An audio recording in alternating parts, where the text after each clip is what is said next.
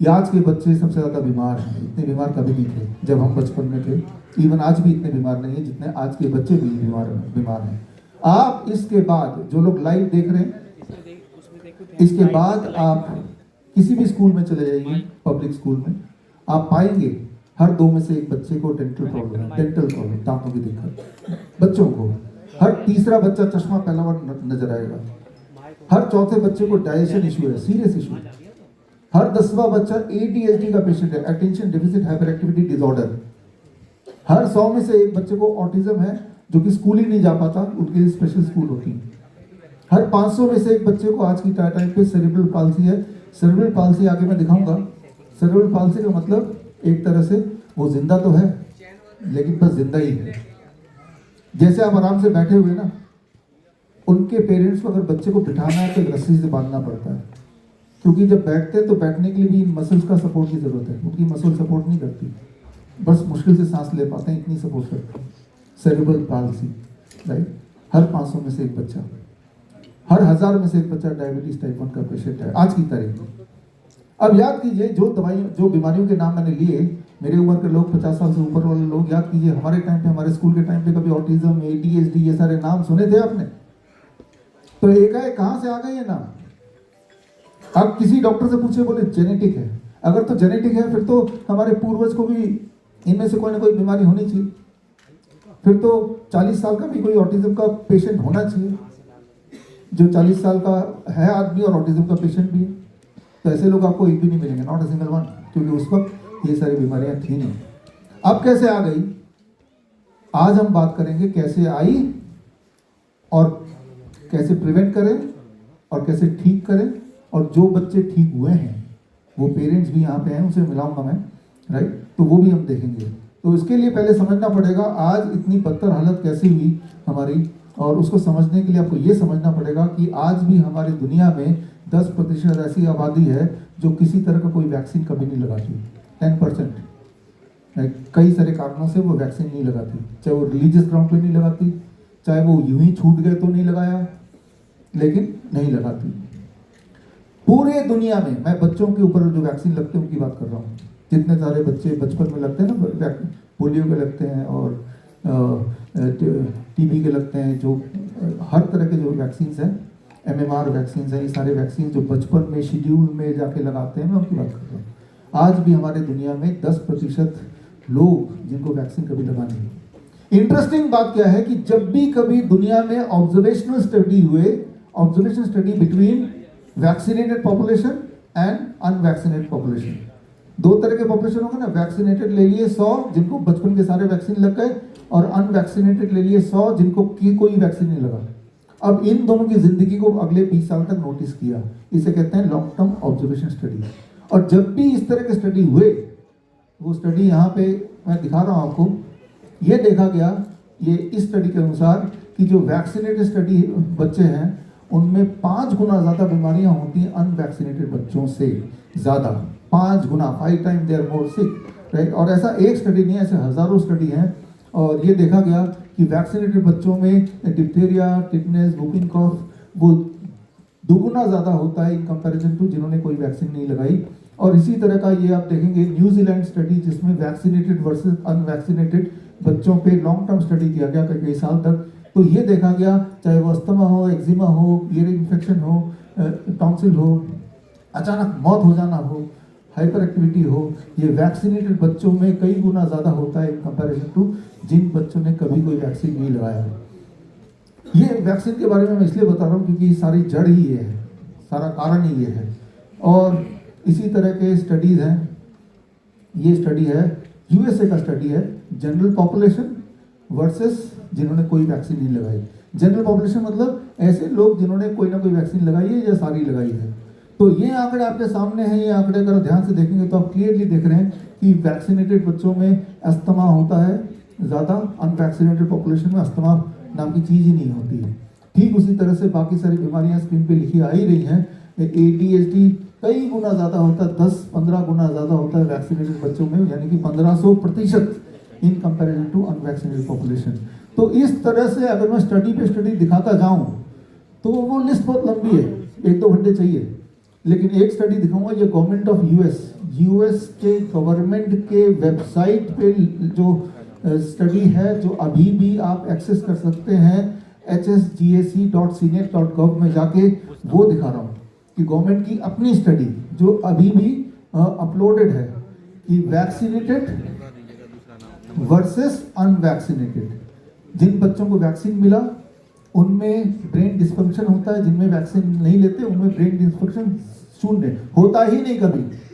ठीक इसी तरह से जो बच्चे वैक्सीनेटेड होते हैं उन्हीं में डायबिटीज टाइप 1 होता है, जो बच्चों को वैक्सीन नहीं लगी जाती उनमें डायबिटीज होती ही नहीं कभी। मतलब कुछ बीमारियां ऐसी हैं जो वैक्सीन नहीं लगाएंगे तो होगा ही नहीं कभी, राइट। और ऐसे ही ADHD जिसके जो आज का टॉपिक है, ये सिर्फ और सिर्फ वैक्सीनेटेड बच्चों में ही होता है। दुनिया में जिन बच्चों ने वैक्सीन नहीं लगाया उनमें से एक भी बच्चा ऐसा नहीं मिलेगा जिसको ADHD हो या जिसको ऑटिज्म हो, राइट। वो बहुत रेयर है। इंटेलेक्चुअल डिसेबिलिटी अनवैक्सीनेटेड बच्चों में कभी नहीं होती। या फिर टिक्स का मतलब होता है कि अनवॉलंटरीली कुछ ना कुछ बॉडी में एक्शन, कई लोग होते हैं ना अनजाने में पल के ऐसे करते रहते, कुछ लोग करते रहते, कुछ लोग कोई ना कोई बात बोलते रहते हैं रिपीटेडली, टिक्स बोलते हैं। वो सिर्फ वैक्सीनेटेड बच्चों में ही होती है। साइकोलॉजिकल डिसेबिलिटी अनवैक्सीनेटेड में शून्य, होती ही नहीं है। तो जितनी स्टडी आप देखेंगे इसी तरह से और खूब सारी स्टडीज हैं, राइट। ये जो वैक्सीनेटेड बच्चे हैं उनकी मृत्यु सर्वाइवल प्रोबेबिलिटी काफ़ी कम होती रहती है इन कंपैरिजन टू जिन्होंने कभी वैक्सीन लगाया ही नहीं। तो ये स्टडीज हैं और इस तरह से लिस्ट बहुत ज़्यादा है। और अगर सारे स्टडी आपको देखने हैं पूरे एविडेंस के साथ, तो आज जो किताब हम रिलीज करेंगे that is cure autism now, उसके पहले मॉड्यूल में आपको देखने को मिल जाएगा। और लेकिन यहाँ पे कंक्लूजन पे आते हैं। कंक्लूजन क्या है कि जिनको लगता है कि वैक्सीन से तो हमारी बीमारियां कम हो गई, पोलियो नहीं है, कई सारी और बीमारियां नहीं है जो पहले हुआ करती थी, ऐसा दिमाग में आता है ना, तो ध्यान से देखेंगे आंकड़े। फॉर एग्जाम्पल ये मीजल्स का आंकड़ा है। एक टाइम था 1900, मीजल्स का आंकड़ा यूएसए का 1900 से लेके अभी तक का, कि मीजल्स काफ़ी ज़्यादा तेज़ी से फैलता था, लेकिन मीजल्स धीरे धीरे फैलना कम हो गया, मीजल्स से मृत्यु कम हो गई।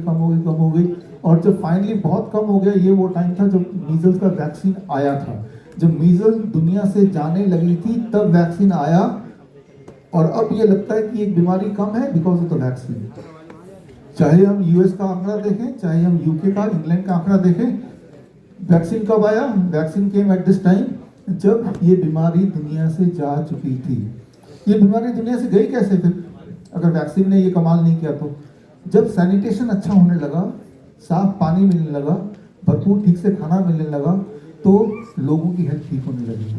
ये वो टाइम था 1910 का या 20 का, जब माल न्यूट्रिशन ज़्यादा होता था दुनिया में, या फिर पानी की जो क्वालिटी होती थी, हाइजीन होता था, वो बहुत ख़राब होता था, या फिर गंदगी ज़्यादा होती थी। जैसे जैसे वो ठीक होता चला गया, दुनिया से कुछ तरह की बीमारियां गायब होने लगी। इंटरेस्टिंगली उसी के बीच में वैक्सीन को घुसा दिया और सारा श्रेय वैक्सीन पे डाल दिया गया। और ये सब एक बीमारी की बात नहीं कर रहा हूँ, ऐसे और भी बीमारियां आगे क्यों नहीं हो रहा भाई?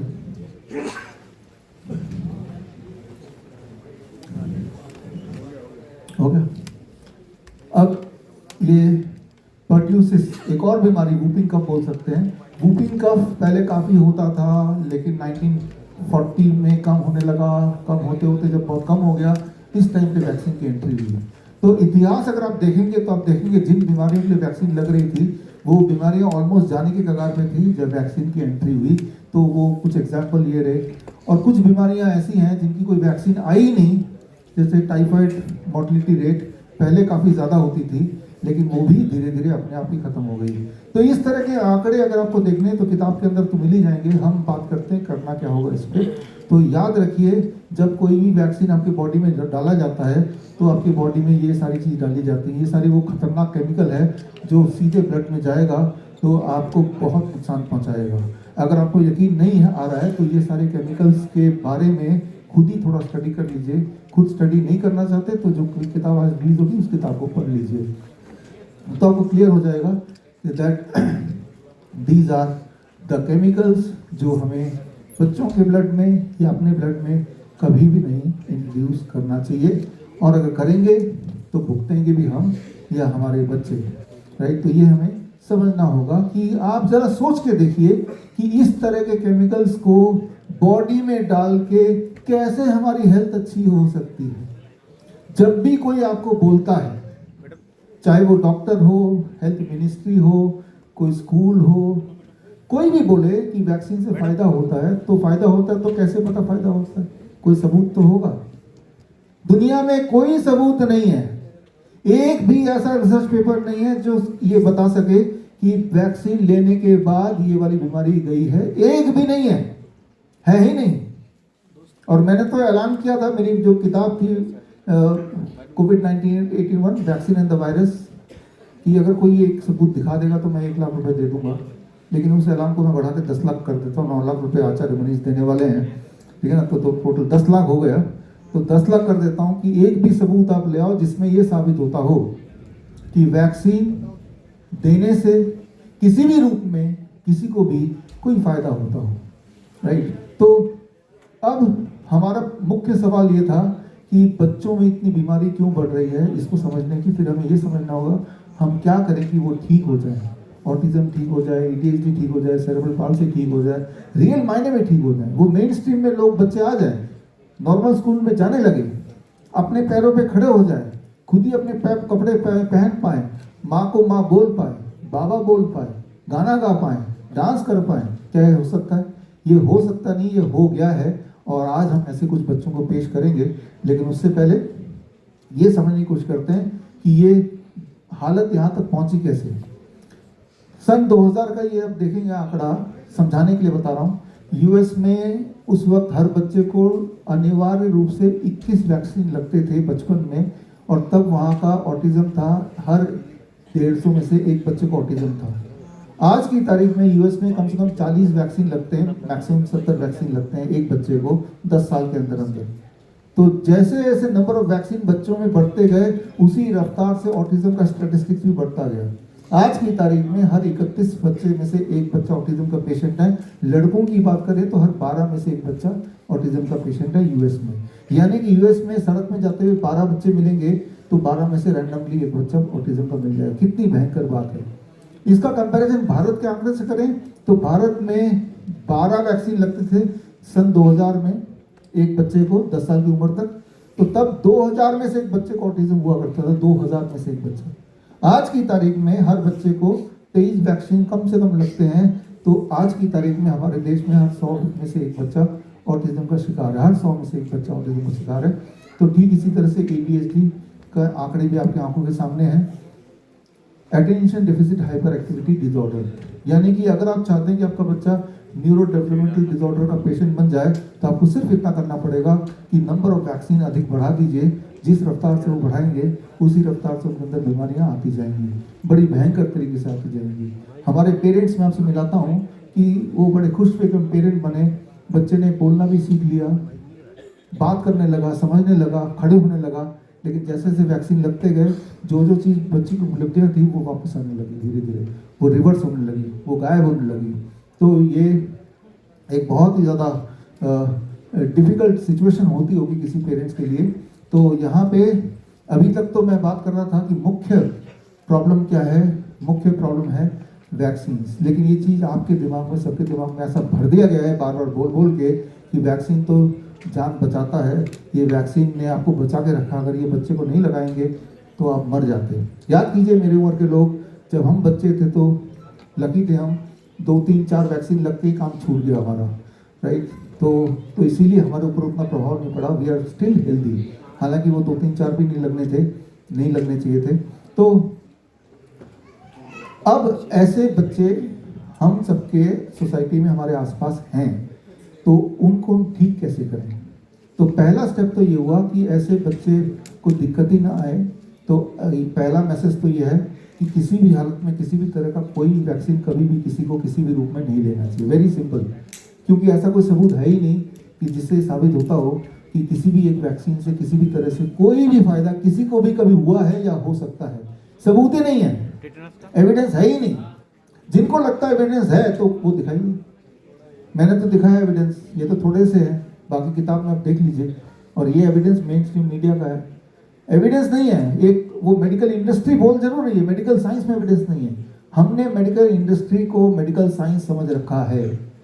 आप जब अपने घर में जाएंगे, जो लोग ऑनलाइन मुझे देख रहे हैं, आप जब ये मेरा लेक्चर खत्म होगा, अपने नियरेस्ट डॉक्टर के पास जाइए और बोलिए कि एक सबूत दिखा दो जिससे ये साबित होता हो कि कोई भी एक वैक्सीन किसी भी रूप में थोड़ा बहुत भी फायदेमंद है। एक दिखा दो, कुत्ते के काटने के वो वैक्सीन लेते हैं तो उससे फायदा होता है, दिखा दो। याद रखिए, जब कुत्ता काटेगा तो या तो रेबीज आपके बॉडी में जाएगा या नहीं जाएगा, दो ही चीज तो होंगी। क्या पता कुत्ते को रेबीज था ही नहीं। अब रेबीज गया ही नहीं तो आप मरेंगे नहीं, और लेकिन सारा श्रेय किस पे दे दिया? वैक्सीन पे दे दिया। उसने, मैंने वैक्सीन लगाया तो मैं बच गया। खैर वो टॉपिक आज का नहीं है, वो कभी और बात करेंगे। लेकिन मैं तो ये बोल रहा हूँ कि जो, क्योंकि आज नेताजी सुभाष चंद्र बोस जयंती का दिन है, तो अपने आप को आज़ाद कैसे करेंगे? अपने आप को आज़ाद तभी करेंगे जब अपने आप से आप पूछना सीखेंगे, आंख बंद करके जब विश्वास नहीं करेंगे। आफ्टर ऑल इसे एविडेंस बेस्ड मेडिसिन बोला जाता है ना, तो एविडेंस बेस्ड मेडिसिन का एविडेंस कहाँ है? ये बात आपको पूछना ही होगा, राइट? अपने भविष्य के लिए, अपने बच्चों के भविष्य के लिए, वेयर इज द एविडेंस?